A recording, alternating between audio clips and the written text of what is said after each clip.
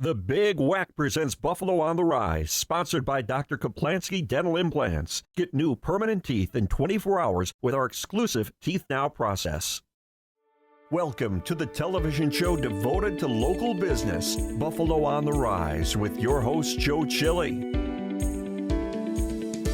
There's an entrepreneurial spirit in Western New York that's putting our area on the cusp of greatness. Each week, Buffalo on the Rise features local business leaders and decision makers who are shaping our future. If it's about local business, we'll talk about it right here, right now, during Buffalo on the Rise.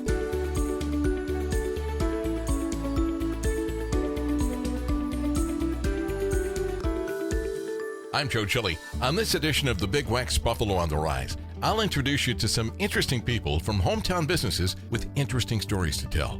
Like Dr. Vikas Pilly from VKP Medical, board certified in pain management and physical medicine and rehabilitation. And the team from Caring Transitions, who can help you downsize or prepare an estate after a loved one's passing. Then savor the flavor of 7 Wine 6 and find out about their exceptional selection of high-end wines and premium spirits at their Elmwood Village location. All on this edition of the Big WECK's Buffalo on the Rise. Stay with us.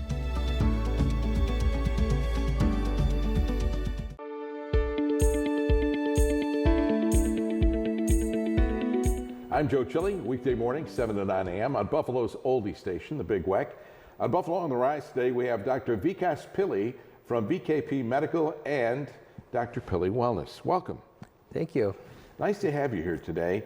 You know, we want to talk about pain management, and unfortunately, I blame this kind of on America. You know, people say, oh, I've got a pain, I'm reaching for this. I've got a pain, I'm reaching for that. Or I'm doing this ointment, or I'm doing whatever. But you're not really going to the source, right? You're just masking the pain? That's correct. Medicine is designed in a way not to address root causes, but rather more about symptom management. You have pain, okay, what medication can I take? Maybe an injection. It's all masking it, it's not addressing the root causes. So that's why things tend to continue to get worse, where you continue taking medications, injections, and you find out they're not as effective as they used to be. Can things kind of wear off? I mean, do you lose sensitivity to certain things when you take them over and over again? Is that one of the things that you kind of avoid if you're going to look at wellness from your standpoint? Sure. There is a bit of tolerance to certain medications where it itself doesn't work. However, as I mentioned, it doesn't address the root cause. Can the root cause continue to get worse? Continues to get worse. Next thing you know it, medications, nothing is working anymore. What do you say about, you know, maybe the most frequent pains are neck, lower back pain, things like this, things that everybody's experienced at one point. You know, if medicine specifically isn't the answer, is it chiropractic? Is it physical therapy? What would you say it is? Well, everything has a role. There's a role for physical therapy, chiropractic treatment, and there's also a role even for surgery. In the worst cases scenario where someone's debilitated, they can't do anything, that might be an option. But again, the way I look at things, all those things do help, but again, they don't address the root causes. Someone has a MRI done for the lower back, as they have a herniated disc. The typical treatments are, okay, let's reduce the inflammation, here's the medication. Let's do a few exercises, or maybe do an adjustment. But oftentimes, again, there's no addressing as to how that herniated disc got there in the first place. And that's one of the big shortcomings of our field. We're not looking at root causes. It's a matter of simple things as how does someone stand? They stand on one leg more than the other. Okay? They got a forward neck posture, rounded shoulders, cause of neck pain. We don't do anything of that stuff to address that stuff. Or they look at a cell phone all the time. That's right? correct, All correct. Right. So what do you do differently? If someone comes into you and they're complaining about neck pain, back pain, sciatica, whatever, what would you tell them as they come in? So I look to see, I do a very thorough exam, take a good history. I look at any type of imaging they've had so far. I look to see what the pain generator is. If it's causing some type of pain or inflammation, how do I reduce it? Sure, maybe some medication might help. In the severe cases, maybe some injection. However, I also look at a root cause analysis. I look at their posture. How do they stand? How do they get up from a chair? How do they get on a chair? When they walk, do they walk efficiently or not? just by looking at it alone, I can determine what the source of the cause is, and then I provide them some re-education. How do you stand? How do you walk? I go through that all with them. If they have muscle restrictions, I see how I can alleviate it now. The typical stretches people know are often painful. Okay, massage therapy is painful. I found out from all the advanced course I've taken that a lot of times muscle restrictions hold. It's a protective mechanism by the nervous system to keep it tight and keep it stable. So what we are doing traditionally is we're stretching against what the body is used to and the nervous system does not like. And that's what happens. The nervous system reacts by making it tighter. That's why when people get stretches, they get worse. But I use the nervous system in a way where I can release it in a way that the nervous system is safe, it feels safe, and the release is instant. It's non-painful and oftentimes sustainable. All right, we're about halfway through our interview. I want to make sure I get into this. What is a screening painogram? Good question. Everybody's familiar with what a mammogram does. Nobody wants to wait until they feel a big lump and say, oh my God, I got breast cancer, now let's get treated, because by then it might be too late. So the mammogram is used to pick up a potential cancer before it gets worse and treat it on the spot. The painogram's the same thing. You could be totally asymptomatic, however, you don't realize that you have muscle joint restrictions, which are still there, but don't know it's there. The painogram is a quick minute to minute and a half assessment with my hands, looking for mobility restrictions from side to side, joint restrictions, and that patient says, "Ooh, wow, that's pretty tender. I didn't realize I had that," which is good. I can pick that up, but I also can treat it right on the spot. Instant release. People get up and say, "Wow, I never knew I was restricted." And I tell them it's a good thing we picked it up now, because otherwise, if we didn't, yeah, you end up with neck pain and back pain and joint pain down the road. Couple of minutes left. I want to make sure I ask you, do you treat just in this area or Canada as well?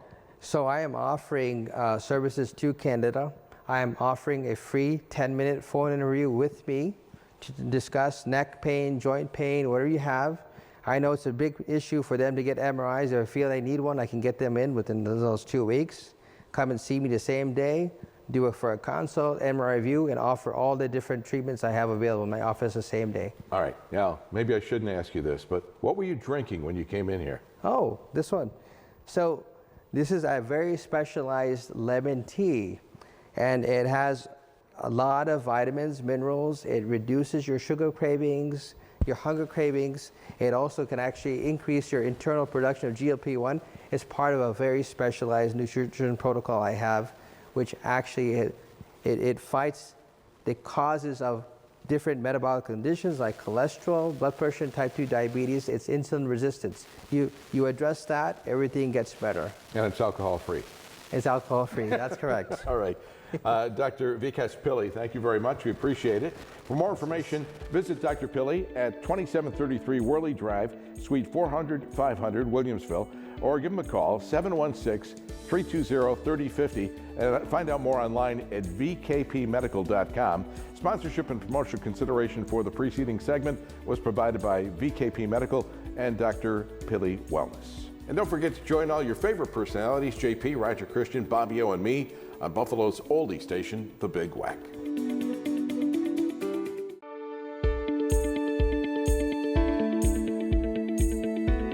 I'm Joe Chili, weekday morning 7 to 9 a.m. on Buffalo's oldie station, The Big WECK. Joining us on Buffalo on the Rise today is Allison Potter, who's the president of Caring Transitions. Allison, nice to have you back again. Thank you so much. Thanks for having me. You were here before, but for viewers that may not be sure, tell us exactly what Caring Transitions is. Yes. Caring Transitions is, well, first of all, it's a national franchise. There's over 500 throughout the country. We're locally owned, locally operated. We're really a relocation service that helps seniors, our demographic is basically seniors, relocate. So we can help pack them, move them, unpack them, and liquidate their homes. And when liquidating the houses, we can do online auctions. We have an online auction platform. Your traditional in-home estate sales, sometimes there's not enough to sell, and we just do a clean out for the family and get the house ready to sell. Most of my clients are looking to sell the house. We leave the house completely emptied, swept, vacuumed, and wiped down after the sale. Downsizing has to be kind of emotional for some people too. I mean, I know, we all have things that may be treasures for us, but for other people, or for somebody like you that sees them all the time, they say, well, you may have spent a lot of money on this and you may treasure it, but today's generation just doesn't want it, like dining room sets. Right, right. You know what I mean? So is it tough to go in and kind of, meet with these people and be sympathetic about it? Well, it's not tough in that sense. It's emotional for the family, and so on our end, all of my team, we're very compassionate, empathetic, and understanding. It's always very emotional for the family.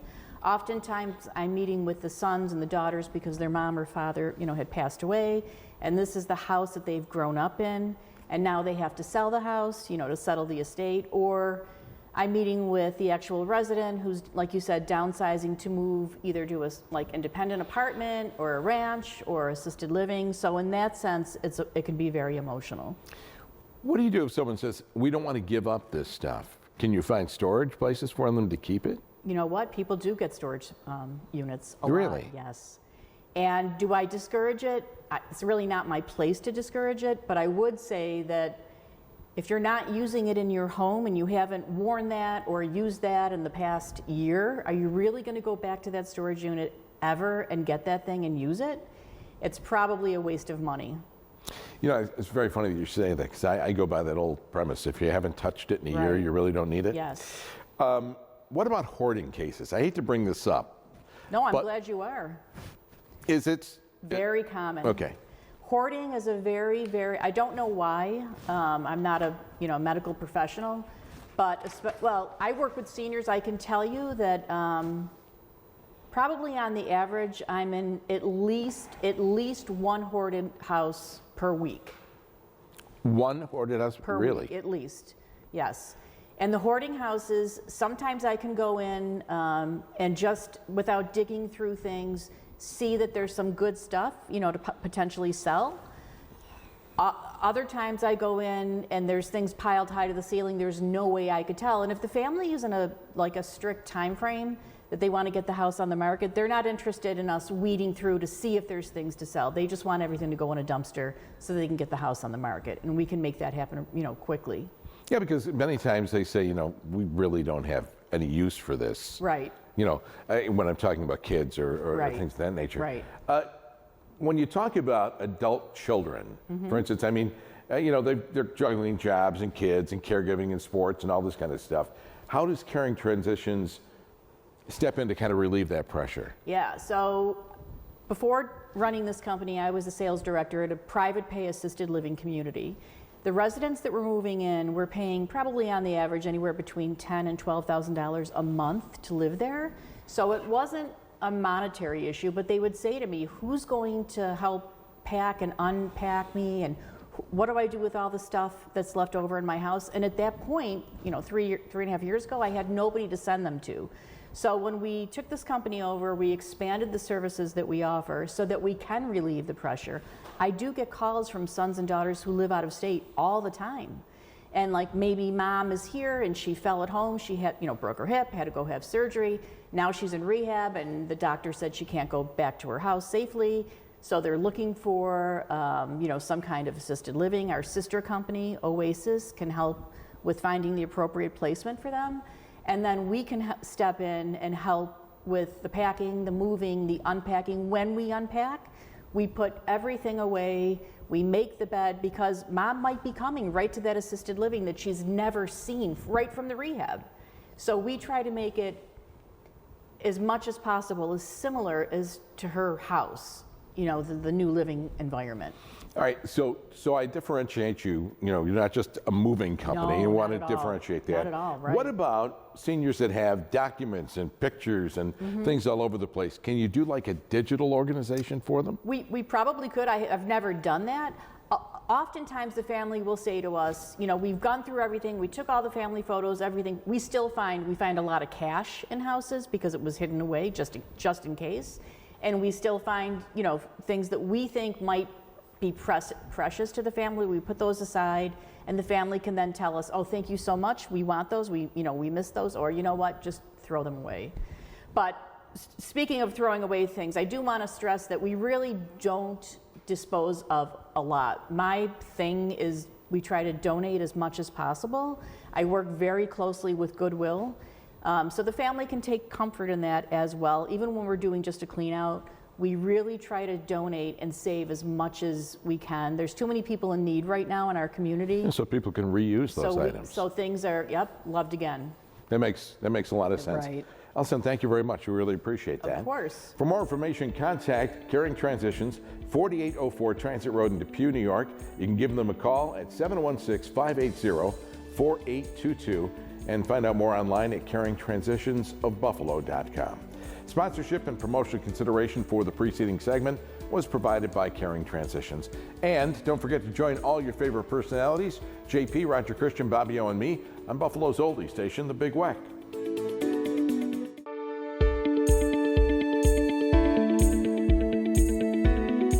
Hi, I'm Joe Chili, weekday morning 7 to 9 a.m. on Buffalo's oldie station, the Big WECK.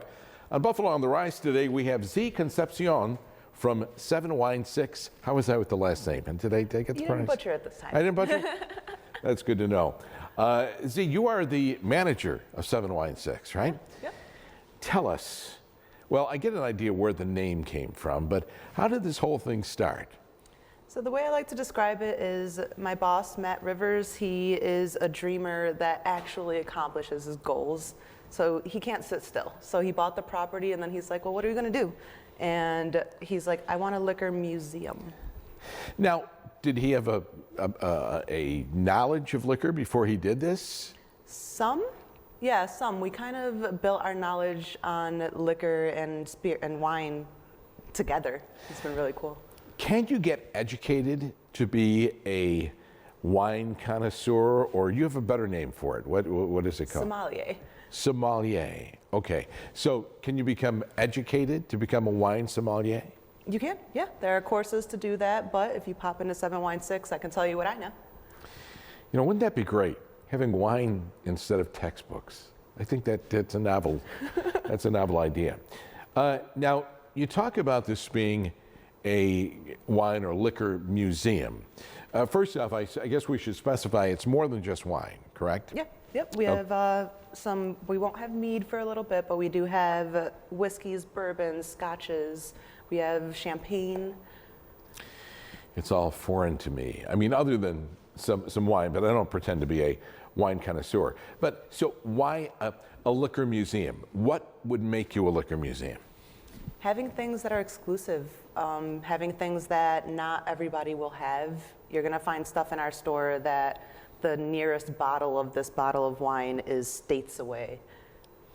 Now, for an individual that walks into a store and says, you know, they go and they look through some wines, whether they be Cabs or Merlots or whatever they are, and you know, you see $12.99, $16.99, $24.99. These aren't the kind of wines we're talking about at yours. No. Banish the thought. No, so are there wines in your museum? Well, is it better to be referred to as a store or museum? What do you prefer? Store's fine. Store? Okay. That someone might buy but never consume. Yes, we do have quite a few bottles that you would gift it to your boss for Christmas. You would gift it to somebody who you want to impress, and that person is gonna take care of that bottle and possibly never drink it. Really, my boss? I buy him a 6-pack of Jenny. But no, I'm just kidding. So that's a terrible thing to say. Do you have any tastings coming up? We do. We have one on Pride Sunday. We're gonna be sampling Moet Chandon, and they just released their spritzers. It's nice summer drinks, very fruity, very bubbly. You bring up something very interesting. There are seasonal drinks? Oh yeah. Really? Oh yeah. Oh yeah. It's like, say for example, if you like a nice bold, heavy red wine, you don't want that in the summer when the sun's beating on you. You want something like a beer. That's something's refreshing. So that's where you get into the spritzers or the white wines. You know, it's interesting. Before we came on the air, we were talking about this briefly. And when you talk about a liqueur or something of this nature that is syrupy, I can't do it. It's like drinking cough medicine to me. You know, that's what it reminds me of as a kid. I mean, and I understand that everybody's different, you know, and some people really enjoy this. How can you tell if something is sitting in the glass? Maybe they bring it up to, you know, in a restaurant. How can you tell if it's a good wine or bad wine? Can you tell before you taste it? Yes, in most cases. So that is why in movies you see that the server will pour a splash in a glass, and then the person will do one of these. They're looking for how it laces onto the bottle, the color that remains. The more color on the glass, the longer it takes to settle back, the higher quality that wine is. Now, people can find you on social media, right? Absolutely. On Instagram, Facebook. What about your location? Where are you located? We are in Buffalo, New York, right in the heart of Elmwood. So we are at the corner of Elmwood and Delavan, right across the street from JT's Urban Italian. And carefully curated. If I say that your business is carefully curated, what would I mean by that? We are a small enough place where we don't have the space to sell you anything that you're not going to love. So we have hand selected every single bottle. We have tasted every bottle on our shelves, everything that we stock, because we're not going to put our name on something that we don't believe in. And they're rare bottles, some of them, right? A lot of them are. A lot of them are rare bottles? Okay, what's your favorite? Can you say? Is it like, Yes. am I asking you to name your favorite child when I say that? No. I do have a lot of new favorites. As far as the exclusive bottles, like the ones that I would never be able to afford, as far as those go, I would say the Joseph Phelps Insignia. That one is a heavier, bolder red that's going to sit with you. That flavor is going to sit with you for a while. But if we're talking more reasonable, Orin Swift, anything by Orin Swift. We're never going to have the Joseph Quillet exclusive, just so you know, folks. But this sounds great. I think it's excellent to hear about. Very inspiring. What are your hours? We are open Sunday through Thursday from 10 a.m. to 8 p.m. and then Friday and Saturday, that's till 9. All right. Z, thank you very much. We really appreciate it. For more information or to shop 7 Wine 6, go to 912 Elmwood Avenue in Buffalo. You can give them a call, 716-322-1860, and online at 7wine6.com. Sponsorship and promotional consideration for the preceding segment was provided by 7 Wine 6. And don't forget to join us, all your favorite personalities, JP, Roger Christian, Bobby O, and me, on Buffalo's oldie station, the Big WECK. Thanks for watching this edition of the Big WECK Presents Buffalo on the Rise. For information on this and other shows, go to our website, bigweck.com, and find out how you can participate on the program if you're a hometown business. I'm Joe Chili. Thanks for watching and listening to the Big WECK, Buffalo's oldie station.